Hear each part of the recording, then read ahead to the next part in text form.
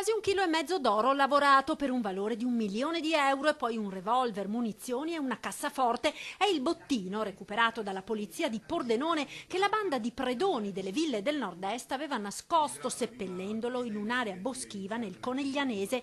La banda, composta da 3 albanesi, 2 residenti a Conegliano, un terzo senza fissa dimora, è accusata di aver messo a segno tra le province di Treviso, Pordenone e Belluno 66 furti, ma molti altri sono in corso di accertamento, colpi messi a segno tra novembre e febbraio scorsi in altrettante ville ed appartamenti. La base della banda era in 2 appartamenti, uno a Conegliano, l'altro a Treviso, da dove partivano i raid. I 3, che hanno alle spalle diversi precedenti specifici, erano specializzati nei furti in casa con sottrazione di cassaforte ed armadi blindati che venivano poi portati nei covi ed aperti con dei flessibili. Dopo una minuziosa attività di indagine, la polizia è riuscita ad individuare il luogo dove un bel po' di refurtiva era stata nascosta.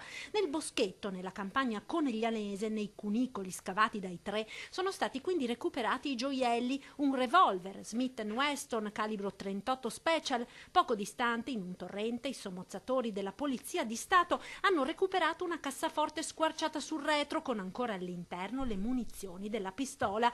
Revolver e cassaforte erano stati rubati lo scorso gennaio a Sacile. La polizia ha accertato un bottino di circa 2 milioni di euro tra denaro contante, gioielli, orologi, lingotti in oro, oltre a pistole e munizioni. Individuato inoltre un flusso di tali beni illeciti trasferiti verso l'Albania con reinvestimento e riciclaggio in quello stato. Diversi gioielli sono stati restituiti ai legittimi proprietari. I 3 albanesi, già detenuti per altri reati, restano in carcere.